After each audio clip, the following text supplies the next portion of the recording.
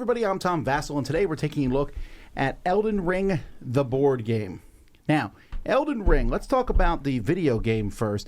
I'm not a huge fan of the Dark Souls backgrounds, dark and gloomy, and how hard the games are.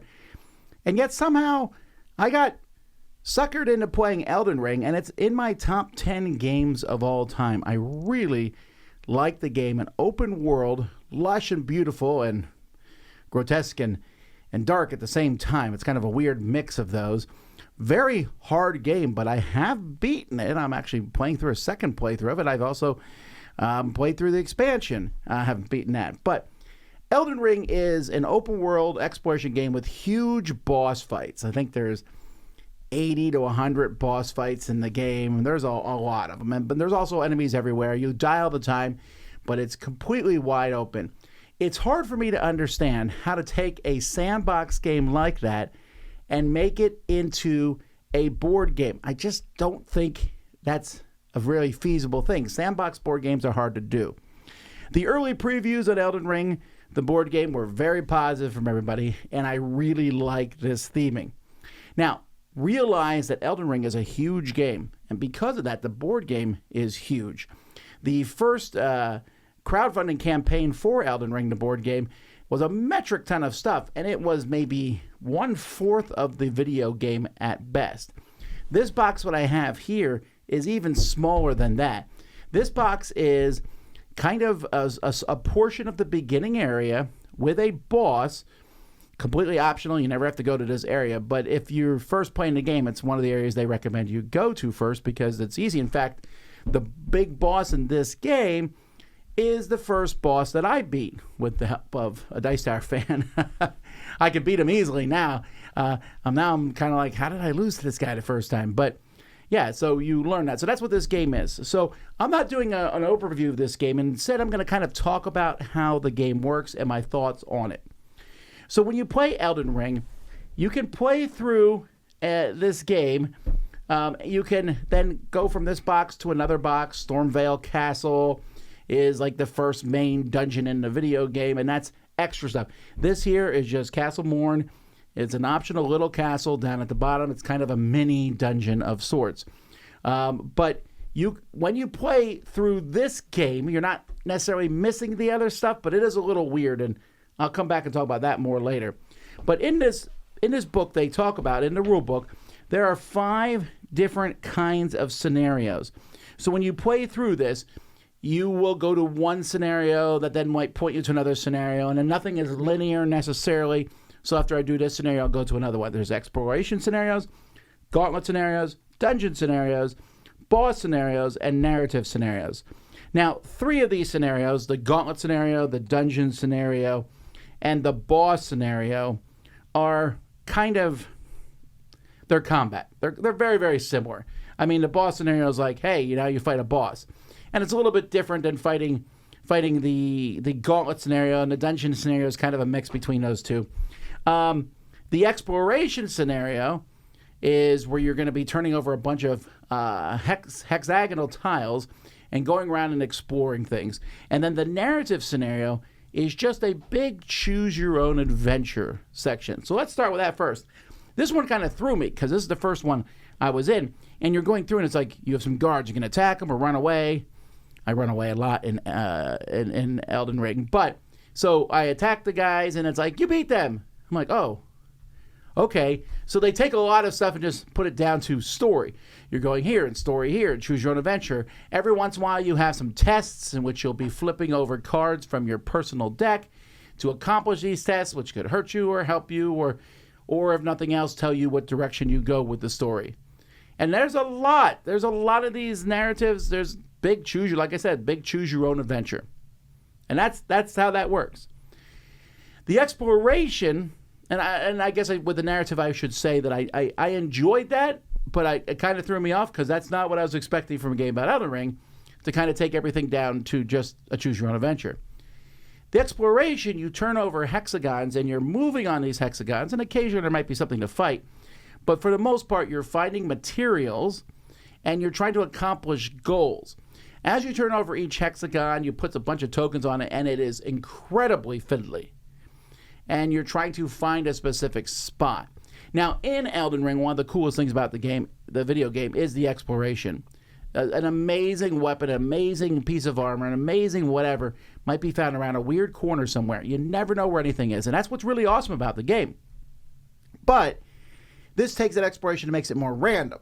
I guess that's so that you're not really quite sure where anything is, but once you move around and you find it, and I found this part of the game is by far the worst part of Elden Ring, the board game. It was terribly numbing, boring, fiddly as all get out. And it has a problem that the whole game has in general, and that's that everything is dark. All the cards are dark, all the tokens are dark, and they all look the same. And here's the thing, that's not Elden Ring. Elden Ring, much of it, you're fighting outside.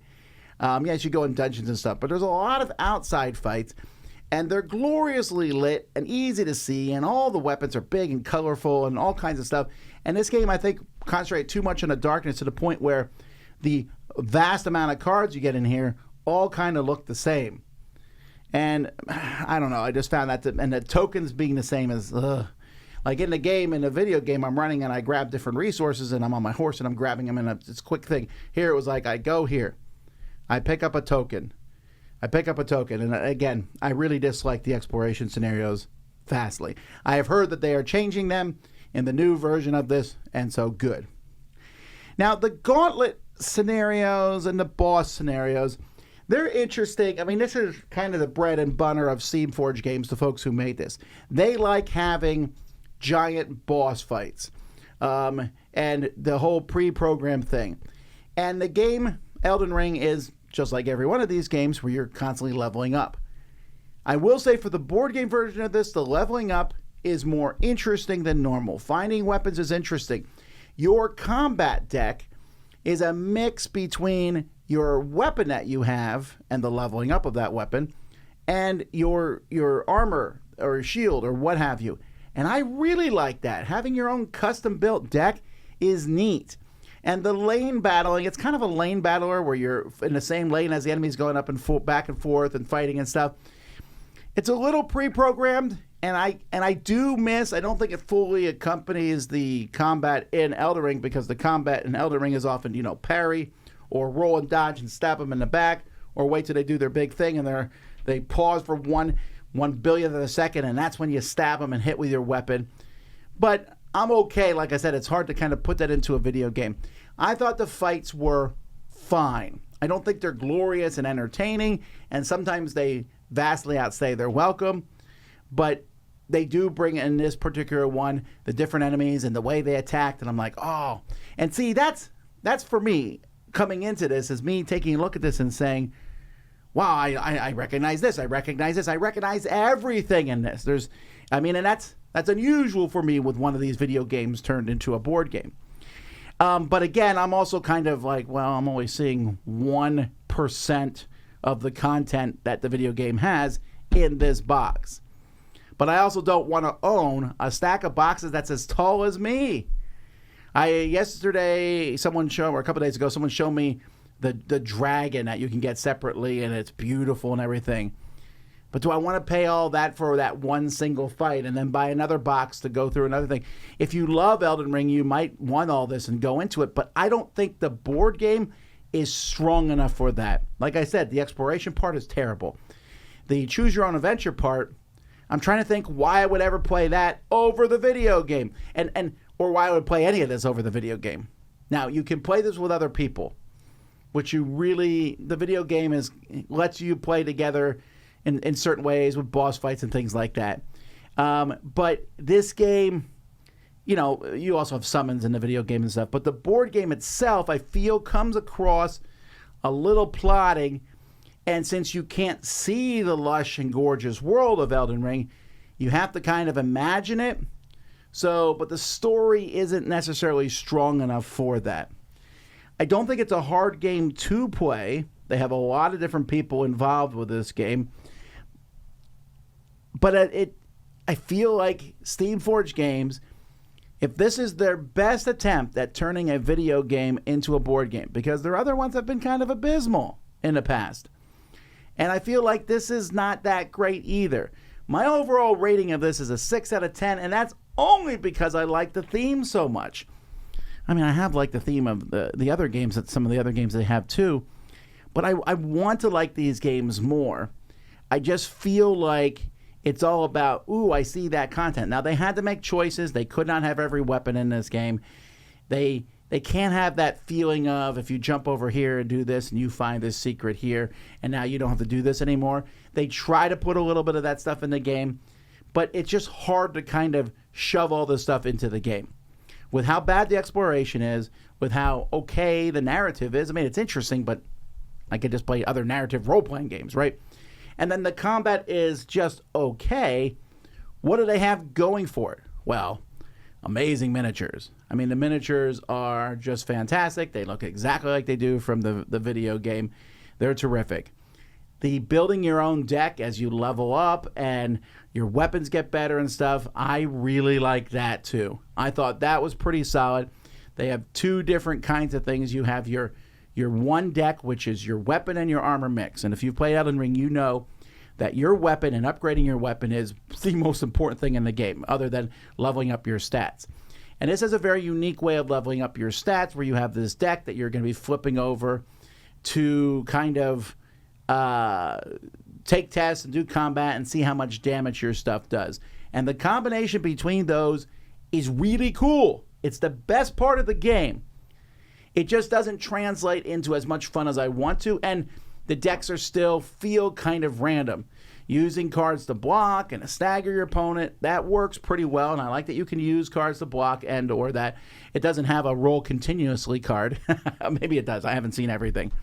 And that's the thing, too. I am basically reviewing this off of this starting box, and I've seen a lot of the other stuff, but I don't need that much stuff, and if you need hundreds of dollars of stuff to make the game good, I can't recommend that either. If you're an Elden Ring video game fan and you want to play a board game of miniatures, check it out. If you're not an Elden Ring fan, then stay far away, because there's nothing here to draw you in. The game, without knowing the theme, is going to mean nothing to you. But if you do like the thing, then and you're a board gamer like me, even then I'm not sure I can really recommend it. At best, I would say go find someone else with a copy and check it out before you go farther. The length of each of these sections, each of the different scenarios you play, is not particularly long, but I think it's also unsatisfying to just play one of them. Like, oh, we just did the narrative. Now let's pack up the box. No, we got to do a fight. Okay, we did a fight. Well, now we got to go a little bit farther. And that's 3-4 hours. So keep that in mind. So, yeah, there you go. That's my thoughts on Elden Ring, the board game, Weeping Peninsula, which is this box here. What do you think? Have you played it? Is Elden Ring an amazing video game? It really is. I'm Tom Vasel, and we'll see you next time on the Dice Tower.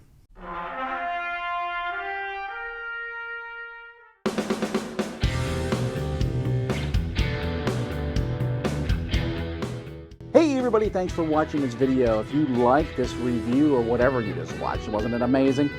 Check out our channel, Dice Tower. We have all kinds of things. We review games, we do top 10s, we play games live. It's all about board games, but especially the people who play them. Check out Dice Tower YouTube channel.